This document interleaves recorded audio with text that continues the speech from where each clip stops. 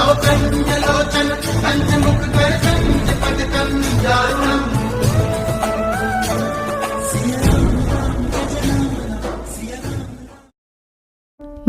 जी के आज के विशेषांक में रक्षा सूत्र परिवार के सभी सदस्यों का हार्दिक स्वागत है। बाबा जी के भक्तों को राम राम। वह इन बातों के बारे में, चाहे वह आश्रम में रह रहे हों अथवा किसी भक्त के घर में, बहुत सावधान रहा करते थे। इसलिए उन्होंने मंदिर से दूर रहने का निश्चय किया था, किंतु वह अब तक मंदिर आते रहते थे। उनका आना निर्माण कार्य की जांच और निर्देश देने के लिए होती थी। निर्माण का निरीक्षण कार्य और नियंत्रण पूर्ण रूप से उन्हीं के हाथों में था। इस प्रकार के नियंत्रण और निरीक्षण केवल भवनों और उनके निर्माण कार्य तक ही सीमित नहीं थे, वरन मंदिर अथवा आश्रम में संबंधित प्रत्येक कार्य जैसे दैनिक प्रसाद तथा उसका वितरण, भंडारों, विशेष उत्सवों, मंदिर में पूजा पाठ, आश्रम में आगंतुकों का आगमन और उनके रहने की व्यवस्था के लिए अनुमति आदि सभी पर उनकी जागरूक और तीव्र दृष्टि रहती थी। वह किसी चीज़ को दूसरे व्यक्तियों के ऊपर, वह आश्रम की व्यवस्था में कितना भी महत्वपूर्ण क्यों न हो, नहीं रहने देना चाहते थे। परीक्षण और विश्लेषण सदैव चलता रहता था, उससे किसी को छूट नहीं थी। एक दिन जब बाबा जी धूप में खड़े लोगों को उनका काम समझा रहे थे, तभी एक भक्त दिल्ली से आया। उसने बाबा जी से निर्माण कार्य किसी दूसरों के निरीक्षण में छोड़ देने की बात कही। उसने कहा, बाबा जी के अनेक भक्त हैं जो यह कार्य करेंगे। बाबा जी का उत्तर बड़ा मार्मिक था। उन्होंने कहा, भक्तों पर तो पूरा भार ही है, वह तो केवल काम देखने और सामानों के एकत्रित करने में सहायता करने आते हैं। प्रत्येक व्यक्ति को प्रसन्न रखने और कार्य बिना किसी बाधा के चलता रहे, इसे देखने आते हैं। कभी कभी इसके लिए वह दूसरे ढंग से उत्तर देते थे। बाबा कहते थे कि दूसरों के देख रेख में चाहे वे कितने भी बड़े हों, कार्य को पूरी तरह सौंपना बहुत गंभीर अपराध है। यह बात उन्होंने स्वयं अपनी हानि उठाकर कैची आश्रम के निर्माण के समय सीखी है। शंकर, लक्ष्मी नारायण और हनुमान मंदिर के निर्माण के लिए धन बिरला परिवार से प्राप्त हुआ था।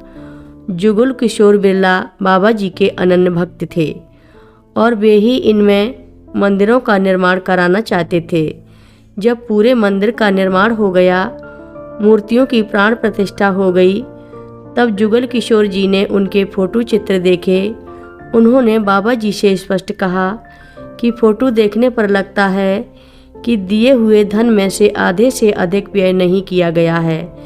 शेष धनराशि उनके द्वारा निर्माण कार्य के लिए व्यक्तियों और निर्माण कार्य के प्रभारी द्वारा बांट लिया गया है। बाबा जी ने कहा कि जुगल किशोर जी का अनुमान सही था, किंतु यह हर एक के लिए कितनी लज्जा की बात थी। फिर यदि चीज़ें दूसरों के हाथों में सौंप दी जाएंगी तो यह जोखिम हरदम रहेगा। कोई भी व्यक्ति आश्रमों के निर्माण के लिए कोई एक पैसा भी नहीं देगा। अब मैं किसी को भी पूरा भार नहीं सौंप सकता हूँ। मैंने बहुत सीख लिया है। घोड़ों की पूरी स्वतंत्रता तो दीजिए, किंतु उनकी लगामें अपने हाथों में ही रखिए। वृंदावन में भवनिया का जीवन आरंभ से ही बहुत सुखी नहीं था और परिणामतः रहना असहनीय हो गया। बाबा जी यह सब कुछ छिपे छिपे देखते रहते थे और उन्होंने ऐसा ही होने दिया। कई अवसरों पर जब हस्तक्षेप आवश्यक हो गया तो उन्होंने हस्तक्षेप भी किया और हर अवसर पर यह हस्तक्षेप भवनिया के जीवन में अमिट चिन्ह जैसा हो गया। उसे ऐसे लोगों की देख रेख में कर दिया गया था जिससे उसका मेल नहीं खाता था और वे सब उसे निकालने के लिए हर अवसर खोजते रहते थे। उससे हर प्रकार के निम्न स्तर के कार्य कराए जाते थे और उसे हनुमान मंदिर के निकट भी नहीं जाने दिया जाता था, जिसलिए मुख्यतः उसे रखा गया था। ऐसे लोग जो उससे पूर्णतः शत्रु भाव रखने लगे थे, उनके पास उसके प्रति दुर्व्यवहार करने के पर्याप्त कारण थे। एक कारण यह था कि वे सभी ब्रजभूमि से आए थे और उनको यह आभास था कि वे बाबा जी के अधिक निकट हैं और बाबा जी को भी ब्रजभूमि का ही मानते थे, जबकि भवानिया पहाड़ी था। कथा लंबी है, आगे की कथा सभी भक्तों को अगले भाग में सुनाएंगे। हर रोज महाराज जी की कथाएं सुनने के लिए सभी भक्तों का धन्यवाद। महाराज जी की कथाएं सुनने के लिए रक्षा सूत्र चैनल को सब्सक्राइब करें, शेयर करें और लाइक करें। घंटी बजाना ना भूलें।